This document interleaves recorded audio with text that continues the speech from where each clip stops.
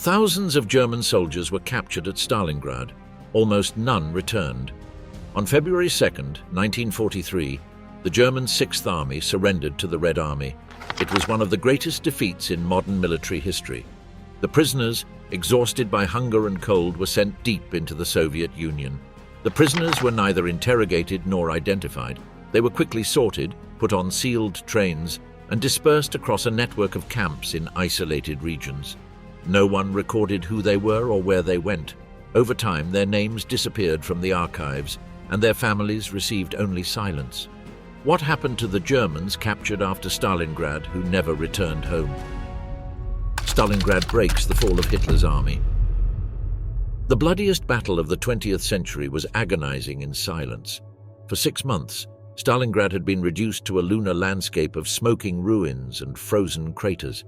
What was once a prosperous industrial center on the banks of the Volga had been transformed into an open-air cemetery where temperatures dropped to 30 degrees below zero. The 6th German Army, once a symbol of the invincible Blitzkrieg, was crumbling among the rubble. Its soldiers, unrecognizable under layers of rags, advanced like automatons. Their uniforms, designed for quick victories and not for the Russian winter, had been patched with any available material. Soviet blankets, curtains torn from abandoned buildings, and even clothes taken from corpses. The debacle had not come suddenly.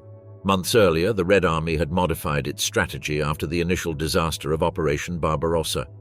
While the Germans concentrated their forces towards the oil fields of the Caucasus and Stalingrad, the Soviet generals Zhukov and Vasilevsky secretly planned Operation Uranus, designed to encircle the Sixth Army by exploiting the weaknesses in the flanks defended by Romanian and Hungarian troops, who were less equipped and motivated than the Germans. On November 1942, more than 1 million Soviet soldiers launched a coordinated offensive in the form of pincers from the north and south of Stalingrad. In just 76 hours, the Soviet spearheads met at Kalach, 60 kilometers west of the city, completing the encirclement of the Sixth Army. The German commanders on the ground, especially General Paulus, requested authorization to break the encirclement immediately, while it was still possible. Hitler, from his distant headquarters in East Prussia, strictly forbade any retreat. In the basement of the old merchant's house, converted into an improvised headquarters, Marshal Friedrich Paulus remained seated in front of a torn map. His face, once impeccable, showed a days-old, unkempt beard. A nervous tic intermittently shook his left cheek. The reports he received described an unsustainable situation: depleted rations, non-existent medicines, counted ammunition. Death was advancing faster than the Soviet enemy. The last attempt to relieve the besieged had been Operation Winter Storm, commanded by Marshal Erich von Manstein. Between December 12 and December 23, the 4th Panzer Army attempted to break through to Stalingrad from the south. They managed to advance up to 48 kilometers from the perimeter of the encirclement, but Soviet resistance and new offensives in other sectors forced them to halt the advance. Manstein sent an encrypted message to Paulus, subtly suggesting that he disobey Hitler's orders and break the encirclement on his own. Paulus, trained in the Prussian tradition of absolute obedience, did not dare to take that step. The diary of an artillery officer, later found among the rubble, captured the atmosphere of those final moments. "We were told we would resist, but we only resisted death. Every day upon waking, the ice in our boots is thicker. Our comrades die sitting down without making a sound. No one cries. Crying also died. The ground was so frozen that corpses could not be buried. They piled up in corners protected from the wind, forming macabre pyramids. Dysentery, typhus and gangrene advanced relentlessly. The rations, when they arrived, were crumbs of frozen bread and scraps of horse meat boiled in dirty water. The Soviet General Vasily Chuikov, commander of the 62nd Army defending the city, had adopted extremely effective urban combat tactics. His units stayed as close as possible to the German positions, thus denying the enemy the advantage of their air and artillery superiority. "Not a step back" had been the motto for months. Now his men watched with a mixture of astonishment and pity the collapse of what was once the most feared military force in Europe. "The Germans now are not the same as those who attacked in September," wrote Chuikov in his memoirs. "They have lost their soul. They come to surrender like sleepwalkers with a vacant gaze." Sometimes I wonder if they really understand what is happening. Since mid-January, when the last attempt to break the Soviet encirclement failed, Operation Uranus had achieved its objective, to completely surround the Sixth Army. The Luftwaffe tried to maintain an air bridge, but the cold anti-aircraft artillery and logistical chaos turned the operation into a cruel mockery. Some planes only managed to drop spices or empty boxes before being shot down. The morale of the German army collapsed. Many intermediate officers no longer obeyed orders. Some shot their men for insubordination, others fired into the air to simulate resistance. Suicides increased. Men who had endured months of bombing succumbed to despair. The Soviet commander Vasily Chuikov noted in his report of January 28th, "The Germans no longer fight as before. They fight with the desperation of cornered animals. But there is also a new silence, a silence we did not know during the rest of the battle. It is the silence of collapse." The scene of the surrender was both tragic and grotesque. On January 31, at 7:30 in the morning, a Soviet patrol descended to Paulus's shelter. Lieutenant Colonel Laskin found the marshal sitting with his hands crossed. Beside him, General Arthur Schmidt and other officers observed the Soviets as if expecting an immediate sentence. Laskin simply said, "You have been taken prisoner by the Red Army. We are waiting for you outside." Paulus did not respond. He took a sheet of paper, wrote a few words, and after a pause, handed his pistol to his aide. Upon emerging to the surface, the icy air hit him like a judgment. He was not the same man who had led the German advance towards the Volga. He was a shadow in uniform. Behind him, hundreds of officers emerged from the ruins with their hands raised. The night before, Hitler had promoted him to field marshal, knowing that no German officer with such rank had ever surrendered. It was a tacit message: die rather than surrender. But Paulus disobeyed. In an act that would mark his destiny, he decided to save what was left of his men. Hitler's response upon learning of the surrender was silence. Albert Speer, present when he received the news, would later recall that the Führer simply dropped his spoon into the soup and did not say another word during that meal. The surrender of the Sixth Army marked the first major moral fracture of the Third Reich. 91,000 men were taken prisoner. Only 5,000 would return to Germany. For the rest, the surrender did not mean the end of suffering. It was merely the beginning of another hell. Men without direction, the hell of the frozen marches. When the last German soldier officially surrendered on February 2, 1943, another battle began, silent and deadly: survival in captivity. For the 91,000 men captured, Germans, Romanians, Italians, and Hungarians, surrender meant the beginning of forced marches towards concentration points like Beketovka and Bekovka. The column of prisoners offered a desolate sight. Men with vacant stares advanced painfully through the deep snow. Many lacked proper footwear. They had lost it, it had disintegrated, or it had been taken from them. They wrapped their feet in any available material: newspapers, uniform fabric, cardboard. In extreme temperatures, these improvised bandages adhered to the skin, creating a painful fusion of tissue and material. A German officer, survivor of the march to Beketovka, would write, "There were no words. No one spoke. We walked like automatons. If someone stopped, he was pushed or hit. If he couldn't continue, he stayed there in the snow. The last thing he heard was the wind and the lament of others." The Soviets were not logistically prepared to handle such a number of prisoners. The guards, many young recruits or veterans who had lost family members, oscillated between indifference and active cruelty. Food during the march was practically non-existent. Occasionally, frozen pieces of black bread or thick soup were distributed. The distribution was arbitrary. Sometimes a compassionate guard shared his own ration. Other times, the hungry guards stole the food intended for the prisoners. Thirst was an additional torment. The snow, the only available resource, caused more dehydration. The march made no distinction of rank or nationality. Decorated officers advanced alongside teenage recruits. Veterans of campaigns in France and Poland walked shoulder to shoulder with newly incorporated youths, all equalized by suffering. In Beketovka, a temporary gathering point, improvised barracks housed hundreds of men in subhuman conditions. The overcrowding was such that many slept standing up, leaning against each other. Every morning, several bodies were removed. Some died silently during the night, others delirious with fever. Extreme temperatures made any medical care impossible. War wounds, poorly bandaged during combat, quickly became gangrenous. Frost covered the bandages, turning them into ice plates adhered to the skin. Many soldiers who survived the combat died from infections or suffered amputations from frostbite. A Soviet officer in charge of the Bukovka camp wrote, "The prisoners have lost their human appearance.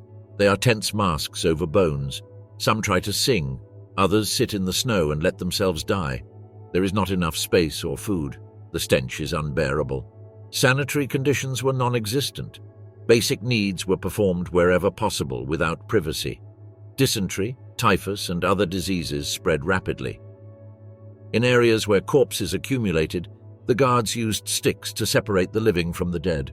In the stretches that crossed populated areas, Soviet civilians observed with a mixture of curiosity, hatred, and satisfaction.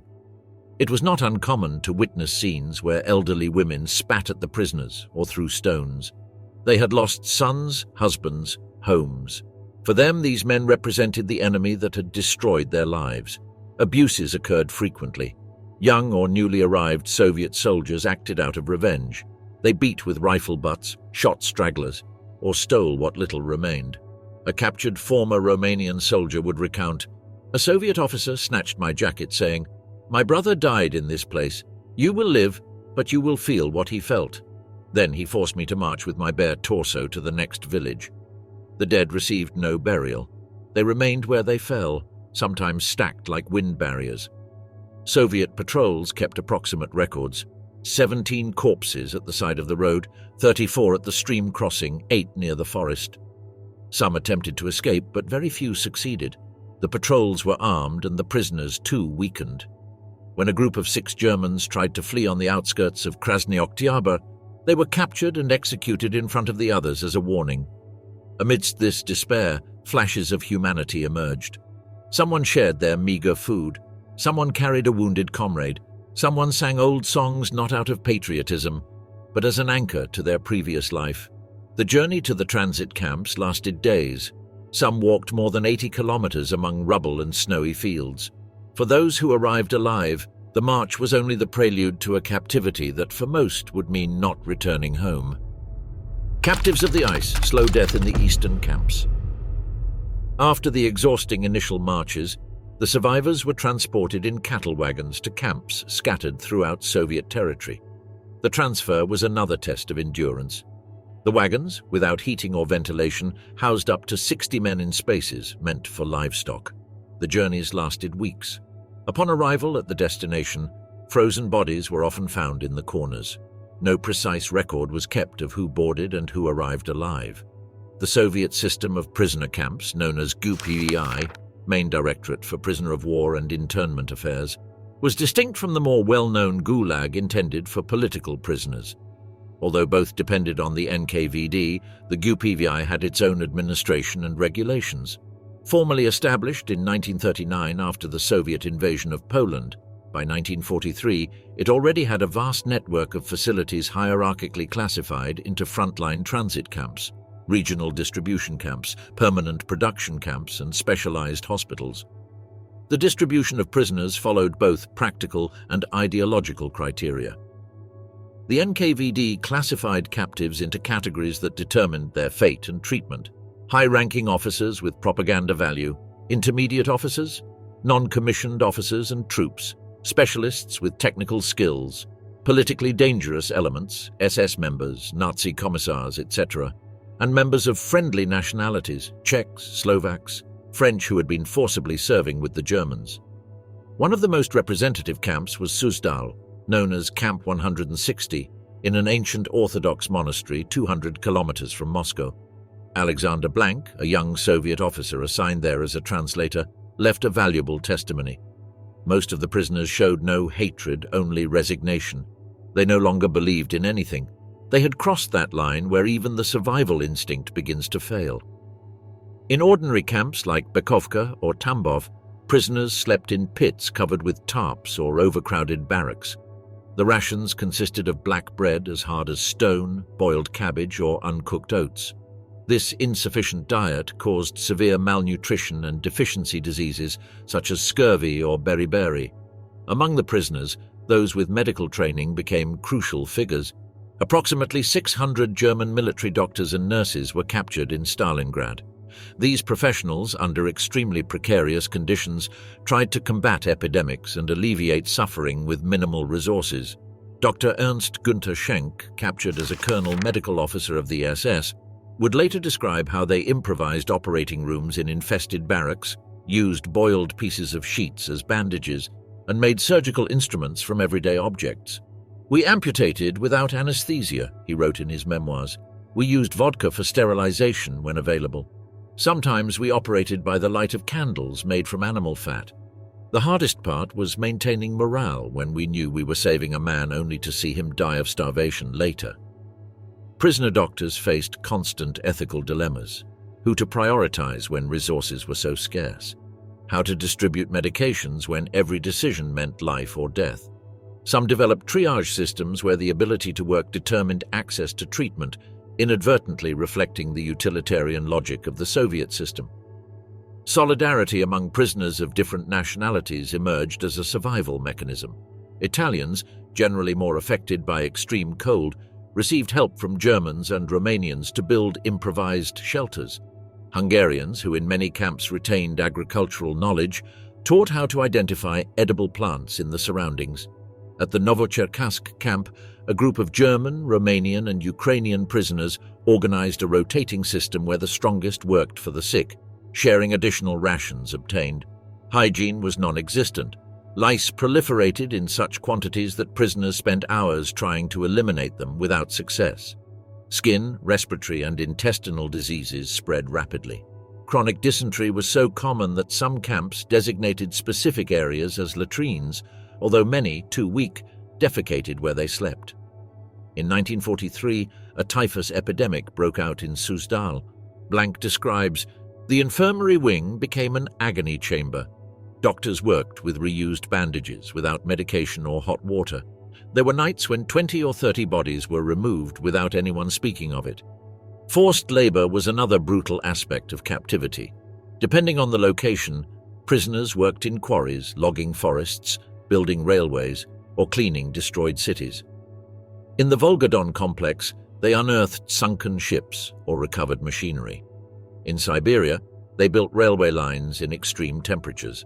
Labor distribution followed a system of rational production designed by Soviet technocrats.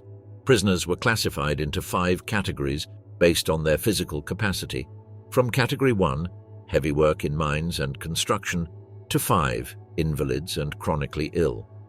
Monthly medical reviews reclassified prisoners, usually into lower categories as they weakened. Dropping to Category 3 or lower meant reduced rations, creating a lethal cycle of hunger, weakness-less food. A particularity of the Soviet system was the existence of specialized camps that grouped prisoners with specific skills. In Krasnogorsk, architects and engineers were concentrated to design the reconstruction of Soviet cities. In Oranki, there were musicians and artists forming orchestras and theater groups for propaganda. In Jelabuga, scientists and technicians were gathered to work on industrial projects. These camps offered somewhat better conditions, though always within general precarity.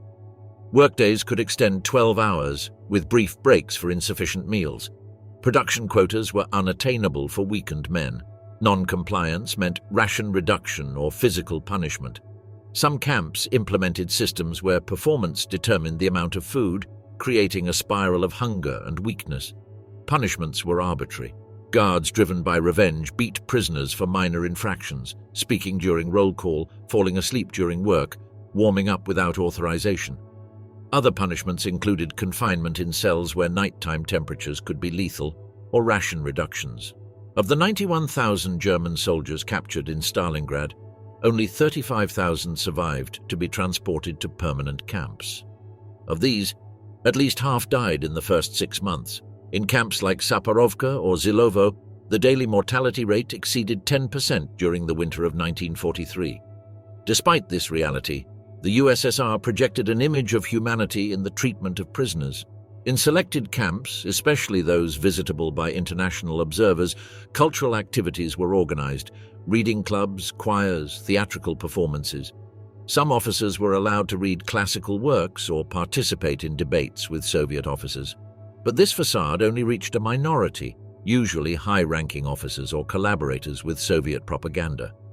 For the vast majority, life was a constant struggle against relentless elements. In Tambov, prisoners slept huddled together to conserve warmth. Corpses piled up until the weather permitted digging mass graves, usually without identification. From 1944, conditions improved slightly in some camps. Stalin, aware of the need for labor for reconstruction, ordered the preservation of useful prisoners. Labor battalions with better nutrition were established, and violence was partially reduced. Prisoners with specific skills, doctors, engineers, technicians, were assigned tasks according to their training. However, for most of those captured in Stalingrad, these improvements came too late. Their bodies, weakened by months of extreme deprivation, could no longer recover.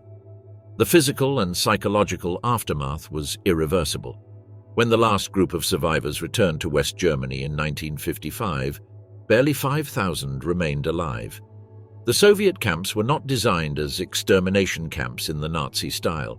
There was no systematic elimination program, but the combination of administrative neglect, extreme climatic conditions, and indifference to human suffering produced equally devastating results. Behind the rusted barbed wire, the war continued in another form: silent, slow, relentless. The Monastery of Deceit, where the generals changed their flag. While thousands of low-ranking German soldiers perished in ordinary camps, a small group experienced a radically different reality. At the monastery of San Eufemio in Suzdal, the most unlikely scenario of the post-war period unfolded. A special camp for high-ranking officers captured in Stalingrad, led by Field Marshal Paulus. This facility bore no resemblance to the previously described camps. The generals occupied individual rooms with intermittent heating, clean beds, access to newspapers, and a library. They were allowed to keep their uniforms and insignias, a privilege unimaginable for common soldiers. The NKVD had transformed the monastery into a sophisticated ideological experiment. It was not simply about holding prisoners, but turning German military leaders into propaganda tools against the Third Reich. Alexander Blank observed this paradox with amazement. The generals maintained an artificial dignity. They discussed strategy, quoted Clausewitz. On the surface, they kept their composure. But beneath this facade, something began to fracture.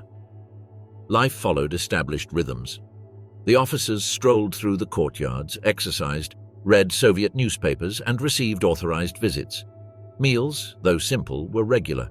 Fresh bread, nutritious soups, occasionally meat or fish. They received quality cigarettes, and the more cooperative ones obtained supplementary rations. Control was strict but discreet. Physical violence was not used. Trust was sought through proper treatment. Translators held long conversations, meticulously recording changing opinions. Some, like Paulus, preferred reflective silence. Others, like General Walter von Seydlitz-Kurzbach, soon became central figures in an unprecedented ideological experiment. Over time, two factions emerged. On one side were those who remained loyal to Hitler and the Reich. On the other, those who reconsidered their loyalty, arguing that the duty of a German officer was to the German people, not to the Führer. The turning point came in July 1943. Von Seydlitz-Kurzbach, captured as commander of the Allied Army Corps, founded with Soviet approval the National Committee for a Free Germany, NKFD, and established a branch called the League of German Officers Against Fascism. This committee engaged in intense propaganda activity, drafting statements, producing radio programs, preparing messages directed at German troops still fighting. It was a brilliant Soviet strategy, using the voices of German military leaders themselves to demoralize the enemy. The reaction was immediate. Generals like Schmidt, Strecker, or von Arnim considered these actions as high treason. Tensions escalated. The monastery's hallways became an ideological battleground. Hostile groups formed during meals or walks. Some refused to share tables with the traitors. Discussions occasionally turned into physical confrontations. An internal NKVD report described, There is a collaborationist corps led by von Seydlitz.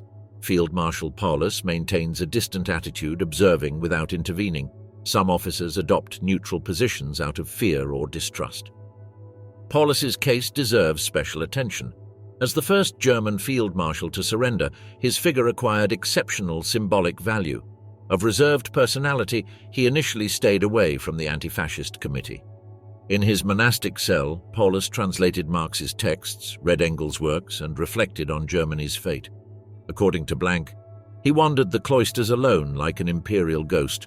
His silence was more eloquent than any speech. The Soviets constantly studied him.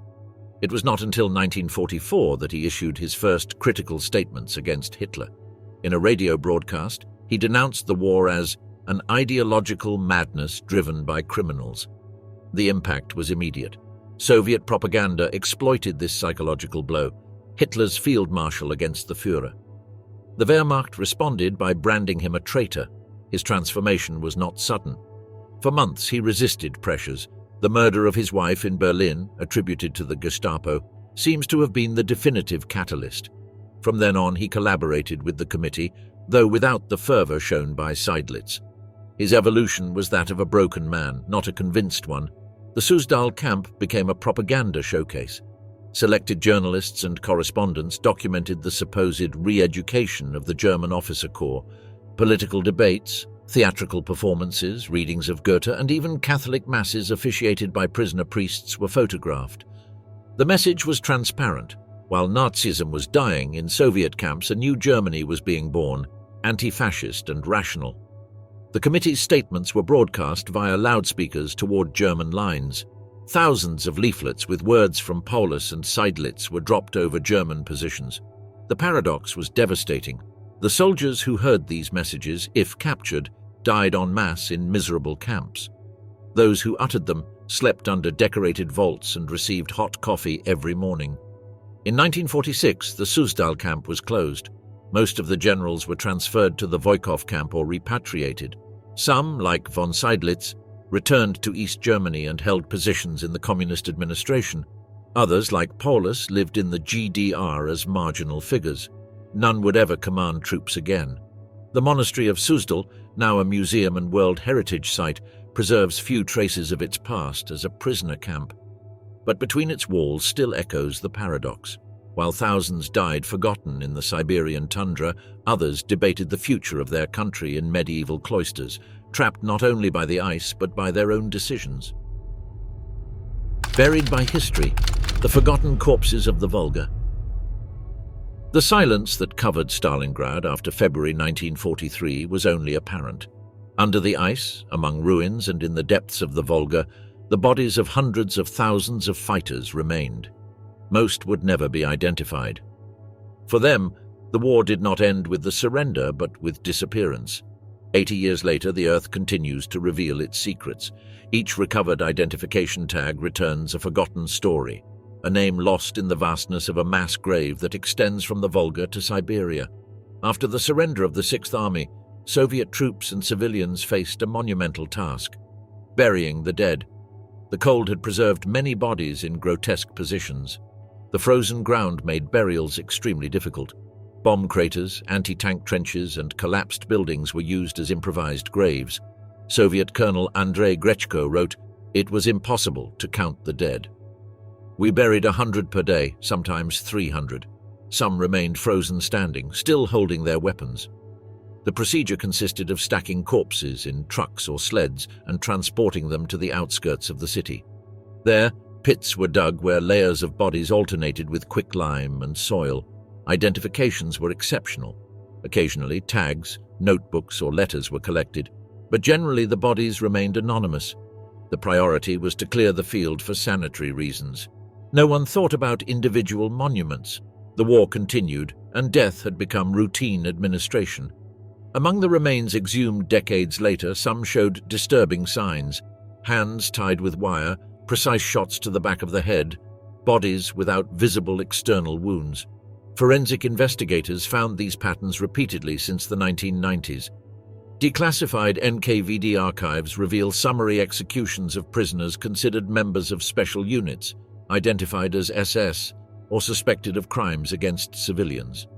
These executions were not massive, but were systematic. A report discovered in 2001 detailed the execution of 127 German prisoners for sabotage, resistance, and proven crimes. The order bore the signatures of a political commissar and 2 local NKVD officers. The graves where these men were buried are often found near former Soviet posts. Over the years, nature and urbanization have hidden them under vegetation or buildings. Modern archaeology has revolutionized the search and identification of victims. Traditional manual excavation methods have been supplemented with advanced technologies that allow locating burials without initially disturbing them. Ground-penetrating radar, GPR, uses electromagnetic waves that penetrate the ground and bounce back when encountering anomalies such as human or metallic remains. Thermal photography by drones detects slight temperature variations in the terrain, revealing graves where organic decomposition generates heat. Electrical resistivity sensors map areas where the soil has been disturbed even decades ago. Once burial sites are located, archaeological work follows strict forensic protocols developed specifically for war graves. Every inch of soil is meticulously sifted. The exact position of each remain and object is documented 3-dimensionally using digital total stations. Interdisciplinary teams include not only archaeologists, but also forensic anthropologists, geneticists, military historians, and specialists in weapons and uniforms. Dr. Andrei Sokolov, director of the Volgograd Forensic Anthropology Center, explains, "We treat each excavation as a historical crime scene. Each body tells us a story, how they lived, how they died, which unit they belonged to. Sometimes we can even reconstruct their last meals or the medications they took. Since the fall of the Soviet Union, German and Russian archaeological teams have worked together locating these graves. The organization Volksbund Deutsche Kriegsgräberfürsorge, dedicated to the dignified burial of fallen soldiers, plays a fundamental role. Genetic identification has radically transformed this field. The project War DNA, initiated in 2005, maintains a bank of samples obtained from bone remains found on battlefields. Simultaneously, DNA samples are collected from descendants of missing soldiers. When a match is found, families who have waited decades finally receive answers. The process is complex. DNA degraded by decades underground requires specialized extraction and amplification techniques.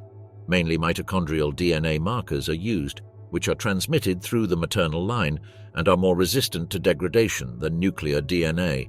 When possible, Y chromosome profiles are also extracted to trace paternal lines. Computer algorithms compare genetic profiles with a database that already contains more than 50,000 family reference samples. In 2018, during construction in the Angarski district, a grave 130 meters long was discovered. It contained the remains of 1,837 German soldiers.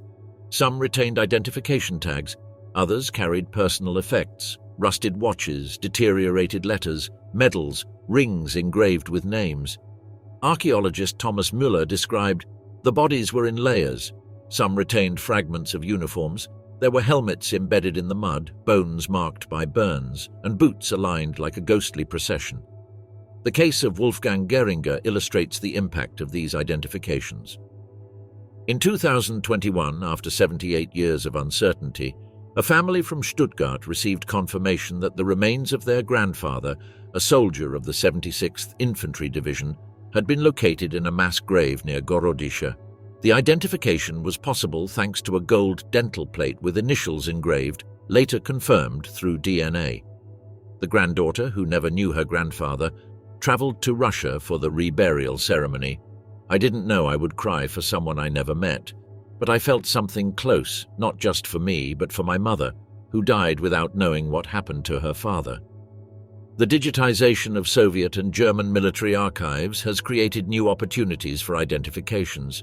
The project Digital Soldiers, initiated in 2019, uses artificial intelligence to analyze millions of documents in Cyrillic and Gothic German, looking for matches between unit records, casualty reports, and prisoner lists.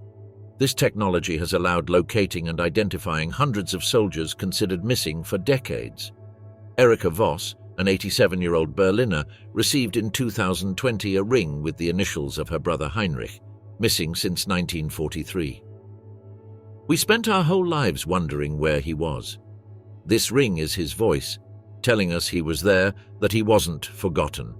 It is estimated that approximately 700,000 Axis soldiers remain missing in the territory of the former Soviet Union.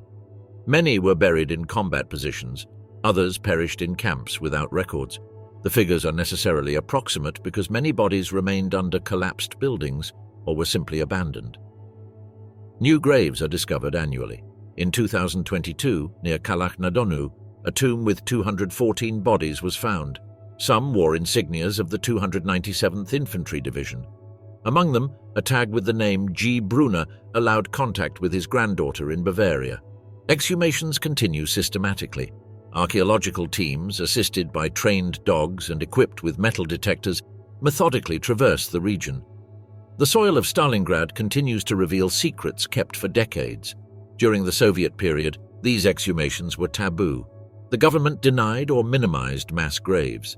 They spoke of military burials without details. Only after the fall of the USSR did the true magnitude of the phenomenon emerge. Currently, Russian authorities authorize certain excavations, especially joint operations with German organizations. However, access is occasionally restricted, citing security reasons or heritage protection. Archaeologists work in a delicate balance between scientific research and political sensitivities. The graves of Stalingrad transcend their condition as bone deposits. They are tangible evidence of the human cost of war. Each perforated skull, each rusted medal narrates the story of a life cut short in a conflict that overflowed any notion of honor. Historian Sergei Karapetyan summarizes it: "Here lies history in its purest form, without propaganda, without grandiloquent speeches, only bones speaking through time." Exhumations and identifications are not mere technical procedures. They represent acts of belated justice, gestures of persistent humanity. Each recovered name also restores a place in the historical narrative, and each discovered grave reminds us that the war does not end when the weapons fall silent, but when all the fallen are honored. Stalingrad, the nameless cemetery of the Reich. In divided Germany of the 1950s, thousands of families were still waiting for news of their missing loved ones from the Eastern Front. Of those captured in Stalingrad, barely 5,000 would return alive. Most took more than a decade to come back. They returned transformed by malnutrition, disease, and trauma, but also by a silence heavier than captivity itself. The repatriation trains arrived at terminals in both Germanys between 1945 and 1955. They brought unrecognizable men with visible aftereffects of tuberculosis, typhus, or scurvy. Many were toothless, hairless, without clear memories. The stations became scenes of contradictory emotions, restrained hugs, silent tears, uncomfortable silences. Post-war Germany, fragmented, traumatized, immersed in the Cold War, lacked conceptual frameworks to understand what it meant to have survived Stalingrad and the Soviet camps. Wilhelm Reisner, an artilleryman repatriated in 1954, wrote, "I returned to a city where my house no longer existed, and my wife had rebuilt her life. My children called me sir. During the journey, I thought I was returning to my country. Upon arrival, I realized I was a foreigner within my own skin."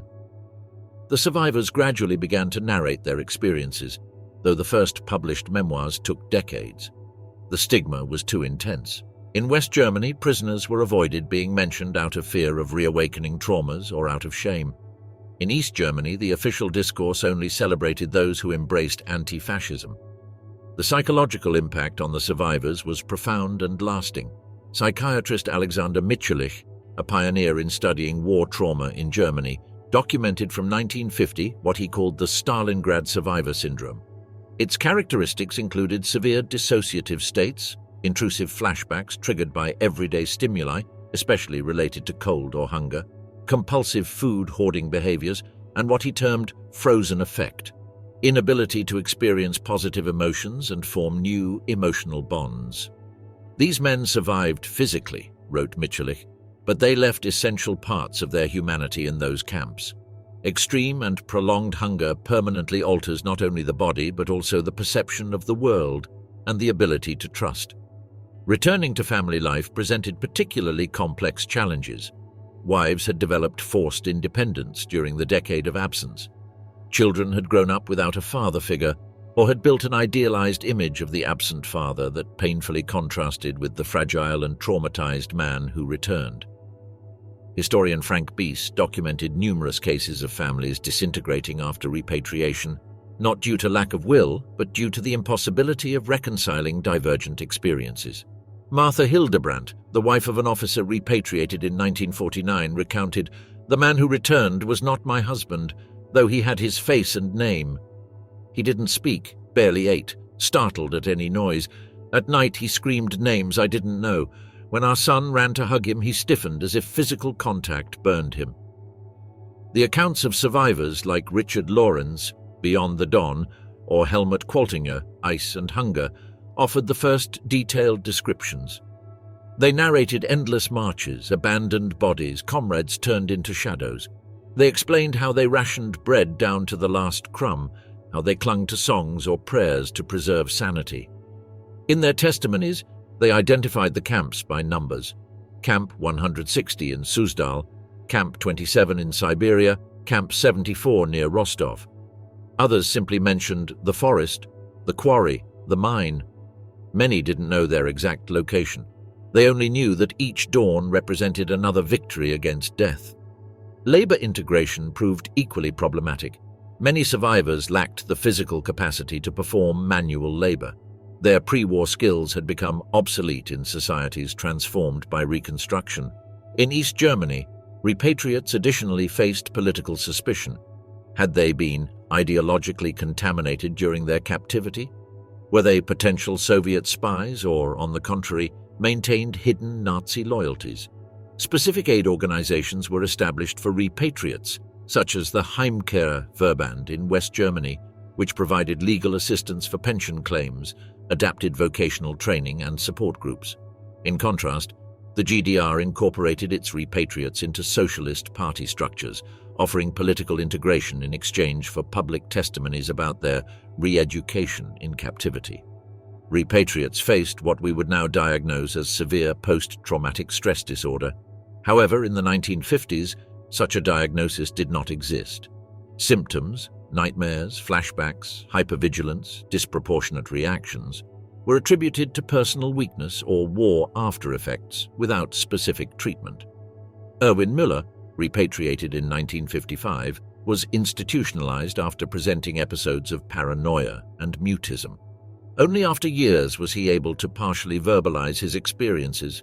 His daughter recounts, "Dad always slept with his back against the wall and a knife under his pillow. He never mentioned Russia, but sometimes he cried with his eyes open, completely motionless." The differences in treatment of repatriates in both Germanys reflected Cold War tensions.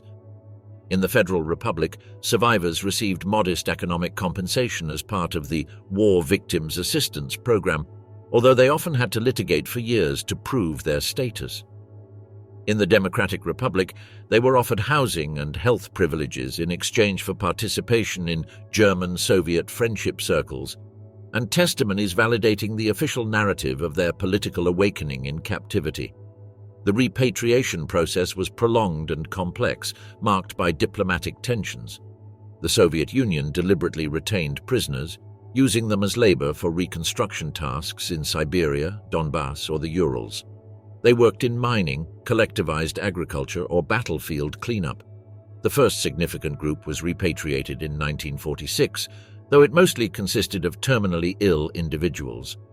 Starting in 1948, Soviet authorities began gradually releasing non-politicized prisoners, following pressure from the International Committee of the Red Cross and Western governments.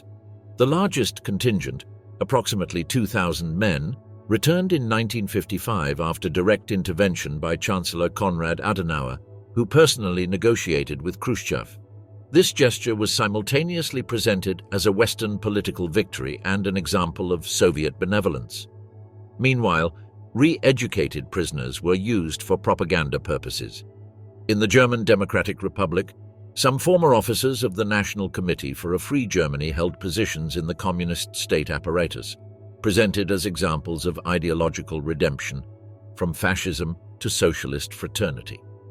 However, this narrative excluded the common soldiers.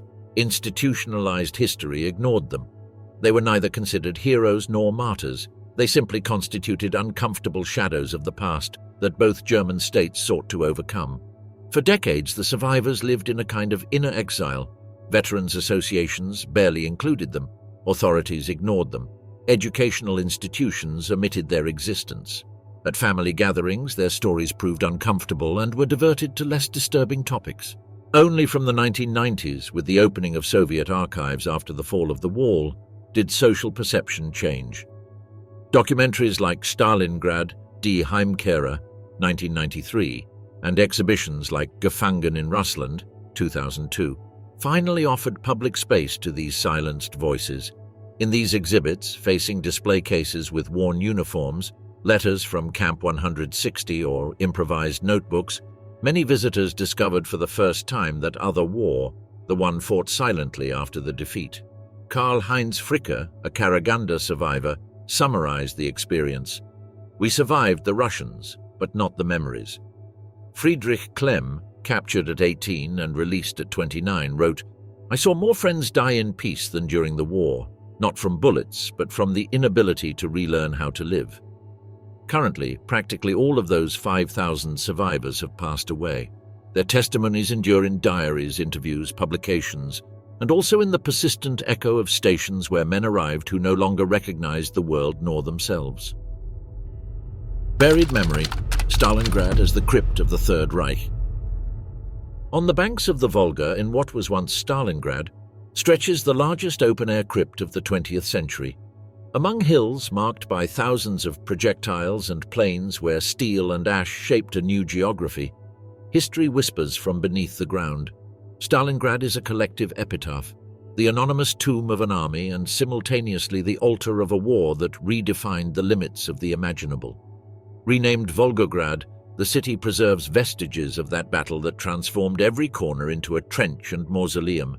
Official monuments are insufficient to contain the immensity of the trauma. However, they stand as attempts at dialogue with a past that refuses to become inert history. The most emblematic complex is Mamayev Kurgan, a hill that was the scene of brutal combat for months. From its summit, the Motherland Calls raises a 33-meter sword toward the sky. At its feet, an eternal flame burns in a rotunda guarded by the honor guard. Beneath that earth rest 35,000 Soviet soldiers. A veteran described it as a cemetery where the dead do not lie in peace but in eternal combat. The German-Russian reconciliation around Stalingrad represents one of the most significant processes of historical healing in the 21st century.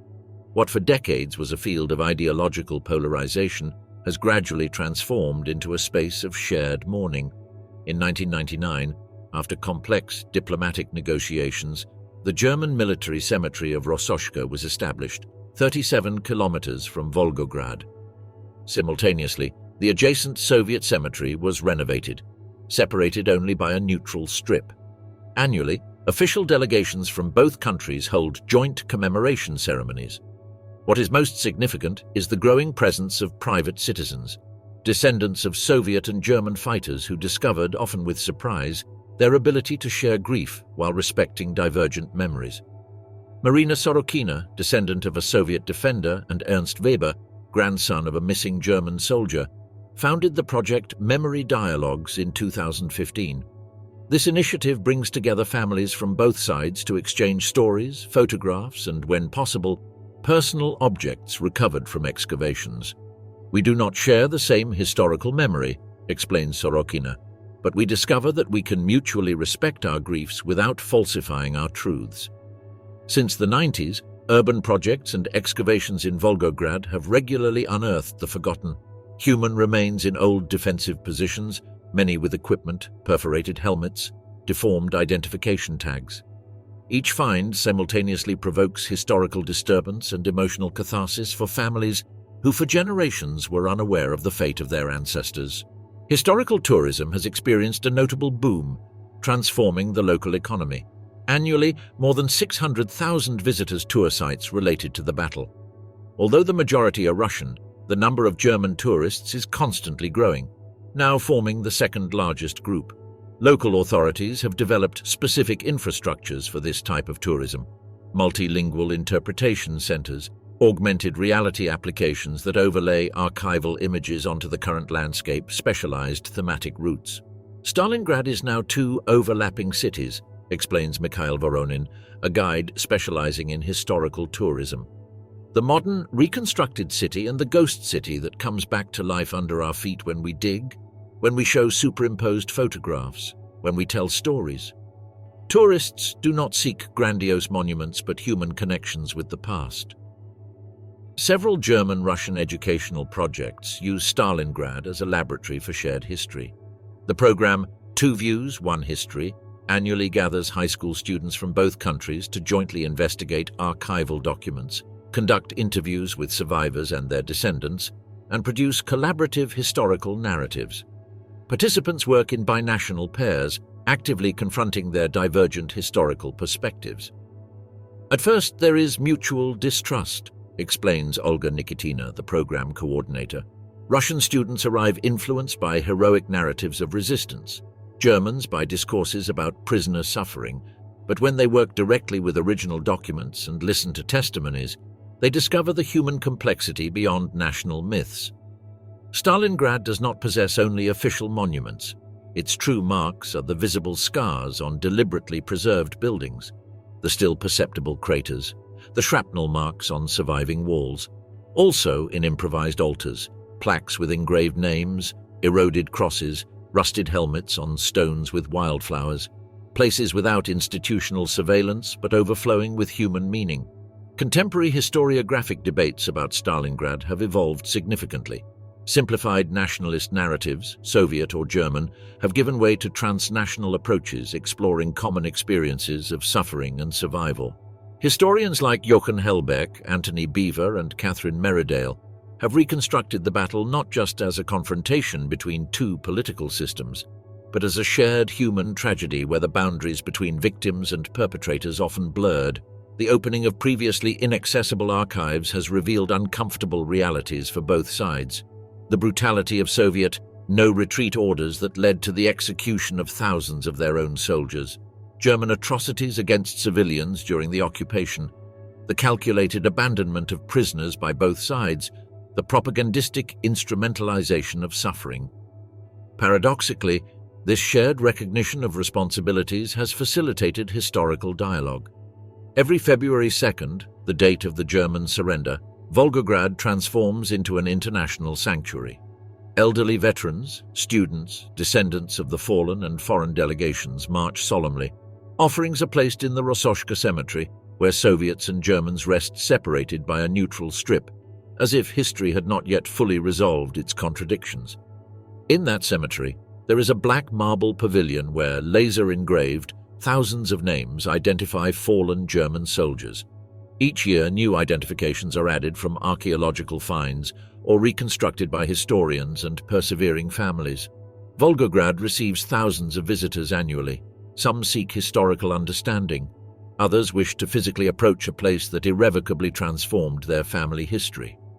There are Russians honoring their defending grandparents, Germans tracing clues of relatives, and tourists without personal ties moved by the emotional weight that permeates every corner. At the Panoramic Museum, stained glass windows allegorically represent resistance. An undetonated bomb rests next to rifles recovered from the Volga. A charred German Bible and the door of the basement where the last battalion barricaded complete the exhibition. One of the most moving sights is the Pavlov's house, a building defended by 30 soldiers for 50 days. Reconstructed, it still shows artillery marks. A plaque reads, "Here, a handful of men stopped an army." The singularity of Stalingrad is not its monumental scale or unprecedented violence. It is the persistence with which its dead continue to communicate with the living. In each uncovered grave, each recovered diary, each catalogued bone fragment, a warning resonates: this was possible. And it could happen again. Archaeologists have developed specialized techniques to excavate without unnecessarily desecrating. They use thermal scanners, trained dogs and drones with sensors that map anomalies. Frequently, they reconstruct circumstances of death: a shot to the back of the head indicating execution, embedded grenade fragments, limbs with signs of frostbite. Individual stories persist if someone maintains the commitment to seek them. Stalingrad has generated a specific field in historical memory studies. Researchers like Aleda Assmann have developed the concept of palimpsest memory to describe how different layers of memory, personal, familial, national, transnational, coexist and rewrite each other. The battle, and especially the fate of the prisoners, illustrate how traumatic memory passes through generations, evolving from initial silence to complex elaborations decades later. In 2019, the project Memoryscapes implemented innovative technologies to preserve testimonies of the last survivors. Using video interviews recorded in 360 degrees, georeferenced exactly where the narrated events occurred and accessible via augmented reality, this digital archive allows visitors to listen to testimonies while touring the exact places where they happened. It's the first time immersive technology has been applied to historical memory preservation on this scale, explains Dmitry Volkov, director of the project. Stalingrad simultaneously represents a historical warning, a mausoleum and a testament written in blood. The city, destroyed stone by stone, stands as a symbol not only of Soviet heroism and German sacrifice, but mainly of the collapse of imperial arrogance. It was there that the Nazi machinery, seemingly invincible, irremediably broke, where mechanized armies were devoured by winter, desperate resistance and logistical exhaustion, and where grandiose ideals of racial domination literally turned into ice and mud. Volgograd actively resists oblivion.